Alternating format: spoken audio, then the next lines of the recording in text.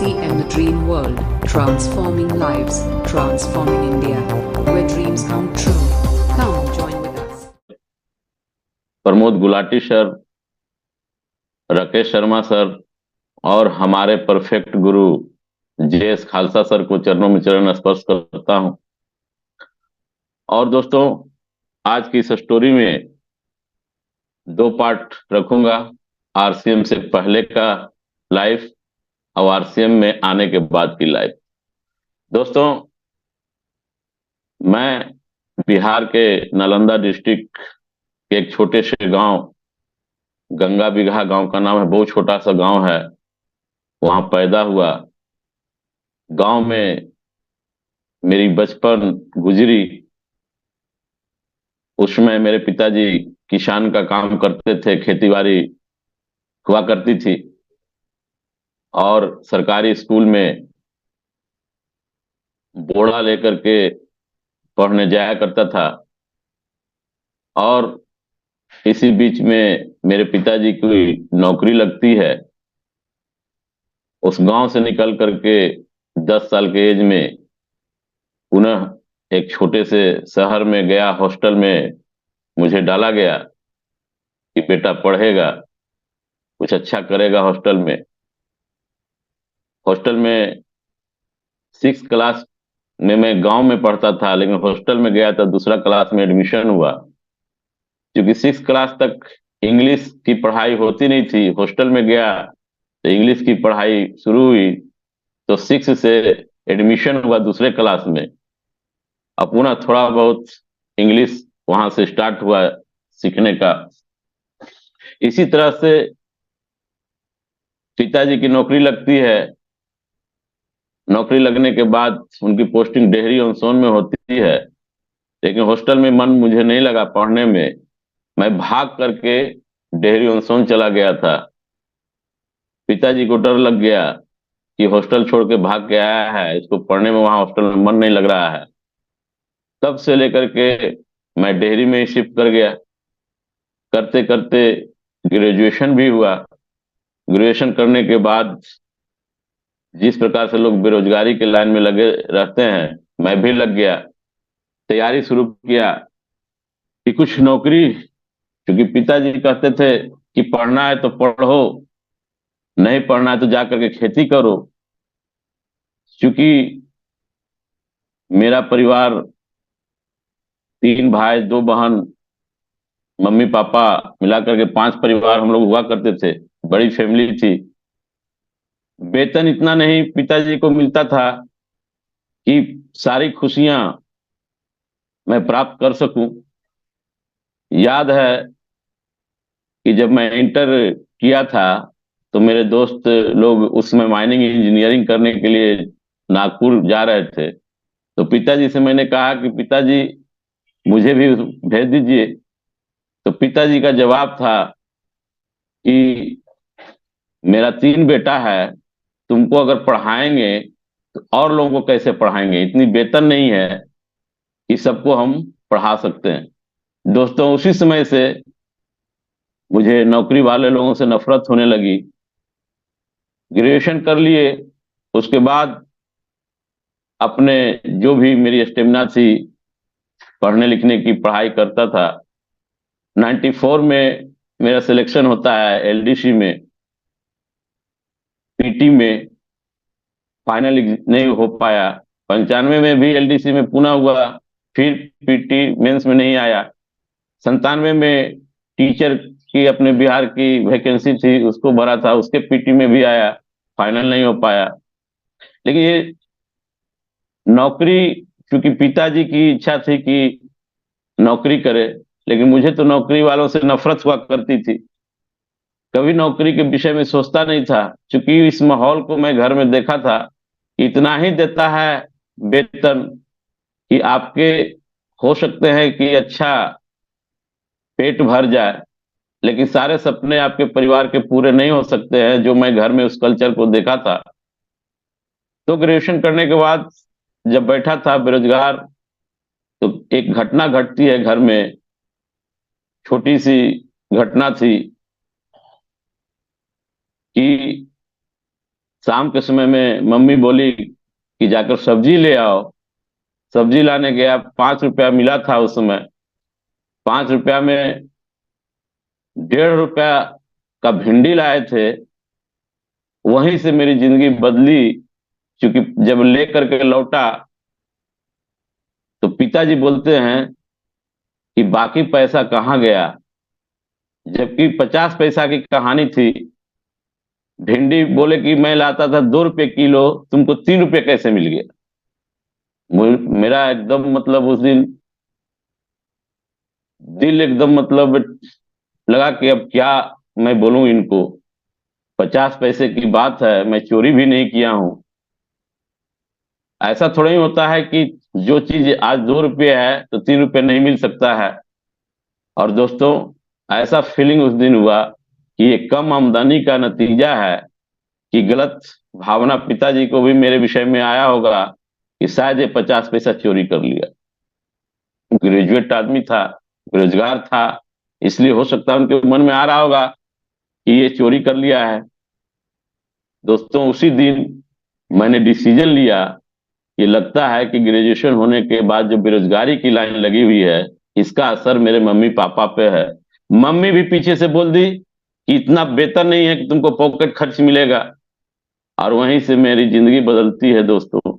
मैंने डिसीजन लिया कि इस दुनिया में कोई ना कोई काम तो ऐसा जरूर होगा कि जो बिना पूंजी का किया जा सकता है।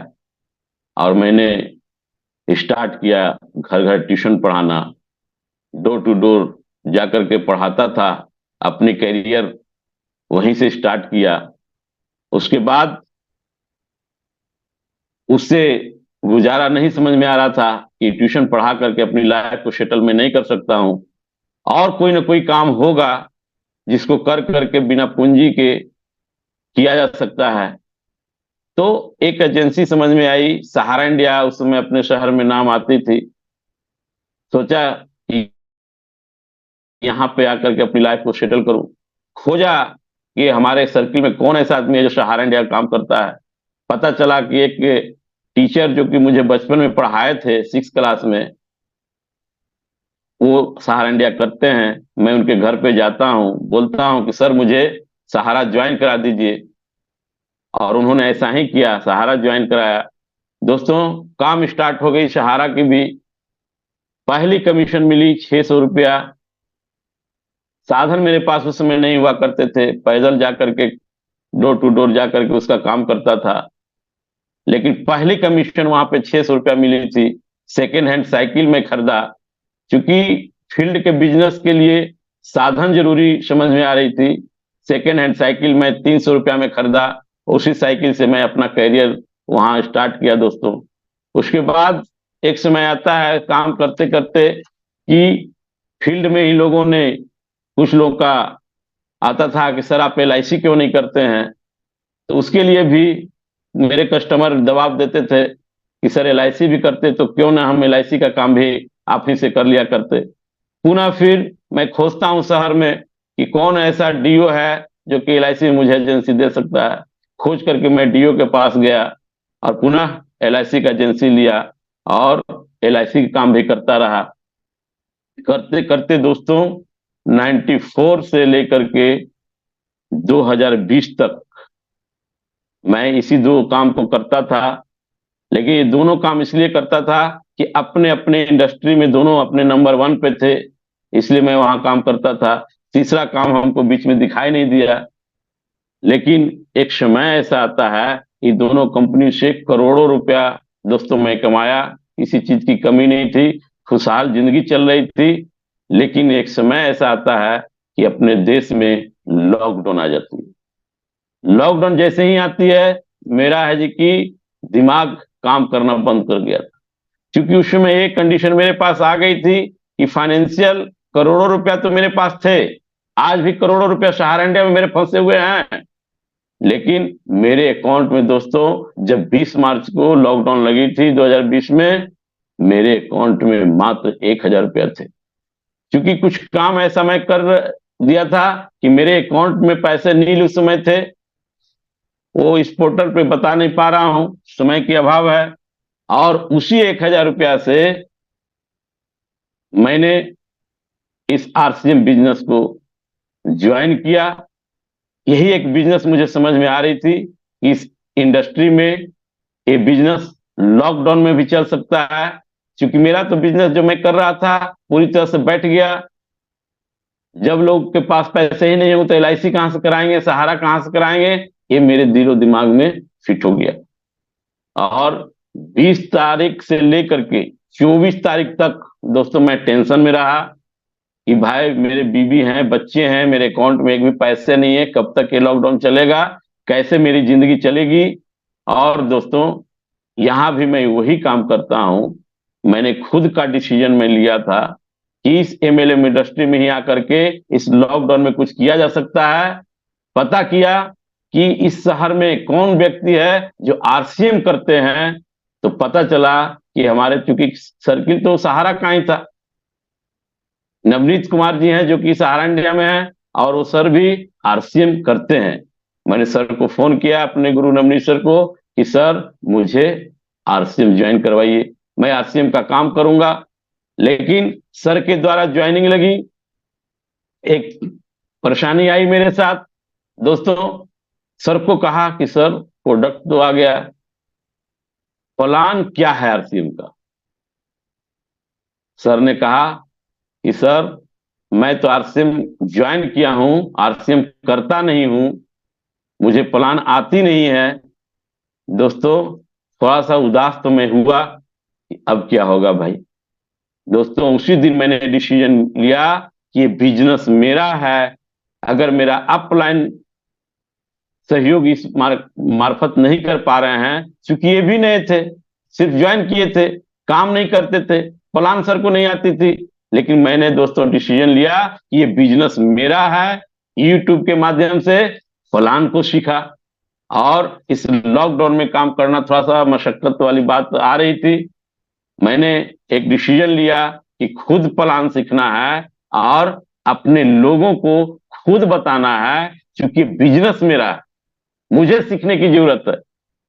और यूट्यूब से सीख करके लोग, घर से हमको निकलना नहीं होता था क्योंकि लॉकडाउन लगी हुई थी, 1 by 1 लोगों को बुलाता था दोस्तों, बुला कर करके उनको जितना समझ मुझे थी, चाय पिलाता था, बिस्कुट खिलाता था, मिक्सचर खिलाता था, खिला खिला करके, प्रोडक्ट बता बता करके लोगों की ज्वाइनिंग लगाते गया। और इस तरह से दोस्तों मेरी टीम बननी शुरू हो गई। लेकिन इसी बीच में लॉकडाउन कुछ कम होता है, जुलाई महीना था 2020 का, हमारे नवनीत सर ने डिसीजन लिया होगा, उन्होंने ले गया मुझे अपने एरिया छपरा में, वहां मुलाकात होती है डॉक्टर प्रेमलाल सर से, वो मेरे इंतजार में थे, इसलिए लेकर के गए थे कि शायद डॉक्टर प्रेमलाल सर मुझे मार्केटिंग प्लान बढ़िया से दिखा पाएंगे। लेकिन दोस्तों वहां भी क्या हुआ कि डॉक्टर प्रेमलाल सर बैठे हुए थे, सर ने मुझे कहा कि सर आप कितना जानते हैं आरसीएम को, क्या जानते हैं। तो मैं दोस्तों पहला व्यक्ति शायद रहा होऊंगा कि मैं ये मार्केटिंग प्लान दिया भी किसी को फील्ड में पहली बार, तो अपने गुरु डॉक्टर प्रेमलाल सर को प्लान दिखाया। सर ने मुझे शाबाशी दी, बोले कि इससे अच्छा प्लान तो मैं भी नहीं दिखा सकता हूं। मैं खुश हुआ, और वहीं से दोस्तों काम करते करते करते उसी लॉकडाउन में 9 महीने पे रॉयल्टी पे आया। रॉयल्टी पे आकर के फर्स्ट कमीशन जो 260 रुपया आरसीएम से मिला था, वो कमीशन 38,000 प्लस मेरे अकाउंट में आई थी, वो दिन भी याद मुझे है। लेकिन उसके बाद चलते चलते दोस्तों अभी टेक्निकल अचीवर पे मैं आया हूं। लेकिन कैसे आया हूं 5 मिनट में रखूंगा, क्योंकि फर्स्ट डे जब ज्वाइन किए थे इस सिस्टम को, विरोध बहुत हुआ था, विरोध बहुत हुआ था। घर वाले लोग विरोध करते थे, समाज वाले लोग विरोध करते थे, दोस्त लोग विरोध करते थे। अब क्या लेकर के आप नून तेल मसाला आ गए, क्या भला जिंदगी अच्छा कर रहे थे, कौन सा काम में आ गए। दोस्तों जब ये सुनता था, इस माइंड को, ये जो कंट्रोल में बहुत किया हूं उस समय, इसको मानो मैं पत्थर बना लिया था, किसी की बात नहीं सुनता था। आज भी जो लोग विरोध करते हैं, मैं किसी की बात नहीं सुनता हूं। क्योंकि ये बिजनेस मेरा है, मुझे ये समझ है, क्यों दूसरे की बात सुनता हूं। लोग यही गलती करते हैं। और जुड़ने के बाद कुछ काम को मैं किया था, फर्स्ट डे ही से एकदम पूरी तरह से माइंडसेट थी मुझे कि करना है तो यही काम करना है। दोस्तों, एक बैग था मेरा पुराना, आज भी बैग है। बैग में अपने आरसीएम के सारे प्रोडक्ट को रखता था। सुबह उठता था, जब लॉकडाउन कुछ फ्री हुआ था, बैग में सारा सामान लेकर के डोर टू डोर लोगों के पास जाता था, और जा जा करके प्रोडक्ट दिखा दिखा करके लोगों को ज्वाइनिंग कराता था। क्योंकि प्लान तो आती नहीं थी मुझे, प्लान बताने के लिए तो सिखा ही नहीं था उस लॉकडाउन में। उसके बाद ये लिस्ट बनाया था उसी समय, कुछ लोगों का 10-15 लोग 20 लोग का लिस्ट बनाया था, उनके घर पे ही जाया करता था। लेकिन हाँ, इसमें मेरे गुरु नवनीत सर सहयोग क्या करते थे, बैग में सामान रहता था, नवनीत सर भी मेरे गाड़ी पे बैठते थे, और प्रोडक्ट को, मेरा बैग को सर ही पीछे अपने पीठ पे रखते थे, मैं तो गाड़ी चलाता रहता था। और इस तरह से दोनों मिल करके अपने बिजनेस को बड़ा करते गया दोस्तों। और ये प्लान जो मैं सीखा था, इतना काम जरूर करता था कि जो मेरे डाउनलाइन में लीडर आते थे उनको प्लान सिखाता था। क्योंकि बिजनेस प्लान सीखने का है और सिखाने का बिजनेस है। और एक काम और मैं जबरदस्त तरीके से करता हूं, आज भी करता हूं, बेसिक नॉलेज ऑफ प्रोडक्ट का शौकीन हूँ। कोई भी प्रोडक्ट आता है, उसकी जो है मार्केट के प्रोडक्ट से कंपैरिजन करते हुए उसका नॉलेज लेता हूँ। क्योंकि ये प्रोडक्ट का जब बिजनेस है, तो प्रोडक्ट की बेसिक नॉलेज अगर मुझे नहीं रहेगी तो बिजनेस मेरा चलता नहीं है। जिस दिन से मैं ज्वाइन किया हूँ, कनेक्टेड विथ मीटिंग रहता हूँ। कोई ऐसी मीटिंग मेरे नॉलेज में जो आई हो, मैं अटेंड ना किया हूँ, ऐसा मैं कभी नहीं करता हूँ। छोटी हो बड़ी हो, जिस प्रकार की भी मीटिंग हो, मैं हमेशा जुड़ने का प्रयास करते रहता हूँ दोस्तों। और 100% प्रोडक्ट यूज करता हूं।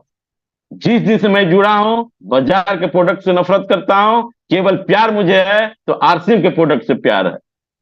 बाजार के प्रोडक्ट से इतनी नफरत हो गई है आज के डेट में, इसलिए नफरत हो गई दोस्तों कि ये आरसीएम का 100% प्रोडक्ट यूज करने से मेरे को पर्सनली ये फायदा हुआ है कि आरसीएम के में आने से पहले मैं खुद बीपी का दवाई खाता था, शुगर का दवाई खाता था, आंखों पे चश्मा लगाता था, -3 मेरा चश्मा हुआ करता था।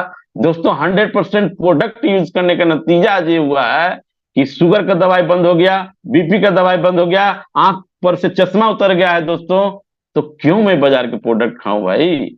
और नफरत करता हूं बाजार के प्रोडक्ट से, और अपनी आरसीएम के प्रोडक्ट 100% यूज करता हूं। लेकिन इसी बीच में एक काम और मैं किया था दोस्तों, कि 25,000 रुपया लगा करके घर पे मैं प्रोडक्ट लाया था ज्वाइनिंग के अगले मंथ में। क्योंकि उसमें डिस्प्ले वॉल हुआ नहीं करती थी, तो घर पे प्रोडक्ट लाया, काउंटर बनाया, रेक बनवाया, और वो बाद में कंपनी के द्वारा डिस्प्ले वॉल का सिस्टम आया था। और वो जो 25,000 का जो प्रोडक्ट था, आज दोस्तों मैं उसी समय एक डिसीजन लिया था कि वंडर वर्ल्ड खोलूंगा। क्योंकि ये बिजनेस, प्रोडक्ट आपके पास क्वांटिटी में नहीं है लीडर के पास, तो आपकी बिजनेस स्लो हो जाती है, ऐसा मेरा मानना था। और 25,000 का प्रोडक्ट स्टार्ट करके आज स्थिति है दोस्तों कि मेरी 2 वंडर वर्ल्ड है। एक वंडर वर्ल्ड बेटा चलाता है, एक वंडर वर्ल्ड बेटी चलाती है। मैं तो फील्ड में हूँ, फील्ड में रहता हूँ, और पूरी बिजनेस को फुल फैमिली के साथ में कर रहा हूं दोस्तों। अब तो टेक्निकल अचीवर भी बन गया हूं, और राकेश सर को थैंक्स करता हूं।